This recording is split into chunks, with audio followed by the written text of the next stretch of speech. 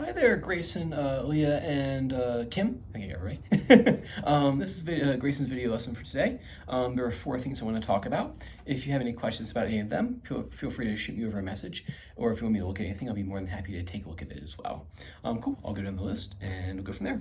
So first thing is right hand development, or right hand thumb development, that is. Now that we're getting into Brigadoon, we have about three pieces to kind of get his thumb kind of moving around a little bit. So we want to start that process now. That way when we get there, he'll know how it all kind of works and he can just focus on learning the music. So first thing is you take his index and his middle finger. You call these I and M, indice and medio, Spanish terms for the formal Spanish words for the fingers, as I'm told. I'm gonna take I and M, you're gonna place those on the second and third string right there. Now you don't wanna do this, right? See how they're hyperextended on the tip joints right here? That means we're pushing too hard. We literally just want to set them on the string. So I'm gonna set them on strings 3 and 2, on the B string and the G string. Let's zoom in here so we can see better. I'm gonna place those right there. See how they're nice and relaxed. I got a little bit of bend in the finger right here. So I'm not pushing in like this right here. I'm not digging into the string like this. I'm literally just setting them on the tips of the fingers just like that. And then what I'm gonna do is I'm gonna take the thumb and place the thumb on the 5th string, right?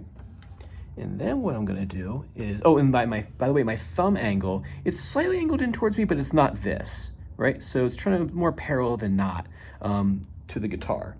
So if I come up from the top angle right here, so you can see from a bird's eye perspective, it looks like that right there. Right? If I bring that back down, and I'll come from the side one more time, it should look like that right there. Right? So not this, not this, not this, not this, but this. I see a little bit of everything every day. So here, let me get back in here. So place the thumb like that, and then what I'm gonna do is I'm gonna push through the 5th string, and I'm not gonna be like super much, like a whole lot of thumb in there. I'm gonna be on the edge of the thumb. I'm still touching with the flesh. If I push down here, and I show you kind of where that is, you can see, if it focuses, I'm kind of like right here on the thumb, like along this line right here is where I am. That's right. And so I'm not like over here deep into the flesh of the thumb. I'm literally on the edge of the thumb right here. And then rolls off my flesh and then passes through the nail and produces a pleasant tone, which is what the function of the nail is. But Grayson's a few years away from that. So I push through and I land. So I push through. I don't rest down here. It's not a rest stroke, right? There is such a thing as a rest stroke, but this is not that. Push through, and I'm going to come down, and I'm going to come and touch the tip joint of the index finger. So the very first tip joint right there. So as I push through, and I land right on that tip joint right there. Bam, just like that. Push, bam, land right there on the tip joint. Like I said, you don't want to push too hard because all of a sudden this is what happens right here. So here, push through, and then touch, right? Just like that. Right, so the first thing I want you to work on, and the next thing I want you to work on is horizontal hand continued, because horizontal hand become like the standard for us for a long time. So remember what that means is bring your hand up to 2nd position. Now, what do I mean by 2nd position is that there are positions on the guitar for the left hand and for the right hand. We're talking about the left hand right now. So if my first finger is based around here on the 1st fret, I say that I'm in 1st position. If I move the hand here to the 2nd fret, and you see how my first finger is based around the 2nd fret right here, I say that I am in 2nd position. If I move up to the 3rd fret, 3rd position, because my first finger is based around this. Positions are super important on the guitar because this note right here, this note D, is also found here, which is also found here, which is also found, there it is, right there, is found there. And that's why we're working right now with Grayson is we're finding these notes. Now we're gonna start finding notes in different positions. For example, if I play this G right here, that is position 1, 2, 3, 4, and a 5. That's the same note as this, right? That's what makes reading music for guitar so difficult. Is because on the piano, it's all laid out and it's very visual. Like you have 3 white keys, 2 black key, white key, white key, white key. And it's a pattern that moves all the way. A 12 key pattern that moves through a fingerboard or a keyboard. keyboard, and it's very visual. They know a C is that C, so when they see a C on the sheet music, it's only in one spot, and if they see a C on a different line on the staff, it has to be that C.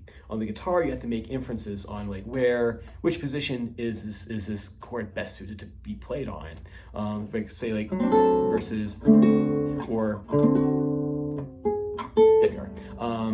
So depending on where you are in the music, depending on what's surrounding it, you have to go, okay, well, I'm going to play in this position over here versus this position over here, which is why we spend so much time reading music on the guitar, so we become proficient at choosing positions on the fly.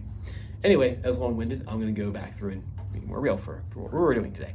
Is you have that horizontal hand, right? And we're going to bring the hand up to second position. Right, so we bring your hand up. Hand touches the fretboard. That's not always the case when we get higher though, but that's just because we're in the low strings of the guitar right now. All right, and then what I'm gonna do is I'm gonna make sure my pinky is nice and tall. What do I mean by that? This is not a tall pinky. This pinky is tall. So not tall, tall pinky. We want a tall pinky. So we have that right there. And then on the other side, I have what I call a fishhook first finger. Right, so if I play my D and then my E right here, I'm not coming down straight on the tip of the finger like this. Right, I'm coming in on the side of the finger. If I push down again, and you can see on the edge of my thumb side of my pointer finger, I'm playing almost on the side of the finger. Now, as I move up the neck, if I move into different positions up the neck, if I get higher positions, all of a sudden that starts straightening out. It has to do with the mechanics of the hand, right? Right, so here, you don't fight nature and try to shoehorn a higher position technique into the lower position, just like that right there. Right, so have them practice that right there. Bring the hand up and getting a tall pinky. Bring the hand up and get a nice fishhook first finger. Third thing I want you all to start working on, if you haven't done so already, is start listening to Brother John. That's the next piece in the book after Rigadoon, but we're gonna start pre-learning right now. So we're gonna start getting that tune in his ear while we're working on the twisty turny part of Rigadoon. Rigadoon is a challenge piece. Rigadoon, the same way Perpetual Motion was a challenge piece that we spent months on Perpetual Motion. The same thing for Rigadoon. And then we take a little bit of a breather in Brother John and the French folk song, right? But that's why we're working on Rigadoon right now. So go ahead and start listening to Brother John. And then the fourth thing I want you to do is the D scale part 2. We'll talk more about this when you guys are in the studio next week. Remember that I'll be out the last week of March, but I emailed everybody about that. And so what you're gonna do is you're gonna get in second position, right? Hand on the fretboard. Grayson already knows these notes. D, E, F sharp, G. Now, why am I such a stickler for making sure that you use the correct finger for each fret? Is because the whole scale, this part of the scale is all in second position. Because if we start jumping around and letting him use whatever finger he wants, if he does this, see, I messed it up. So if I use one finger to play the whole thing,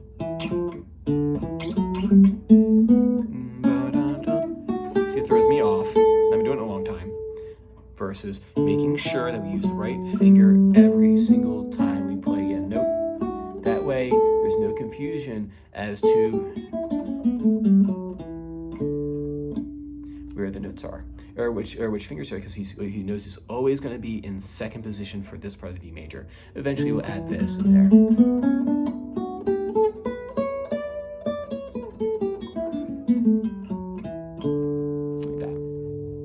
So we're going to add to that D scale. He already knows this. And then in second position, we're going to grab the A. So make sure he doesn't want to do that. He'll probably want to play his second finger there on the A.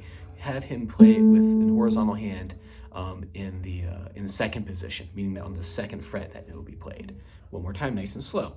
D, E, F sharp, G. He sure already know those. And then A on the second fret, we're in second position. B, using the third finger, that's on fret 1, 2, 3, and 4. That's the same B, that's right here on the second string, but we're playing it on the third string because it makes better sense to play it in this position. Okay? Otherwise, we're jumping around all over the place. Cool, so that's what I want you guys to work on for me. Like I said, if you have any questions about that, feel free to shoot it over to me, and I'll be more than happy to answer any questions you have. All right, take care. Bye.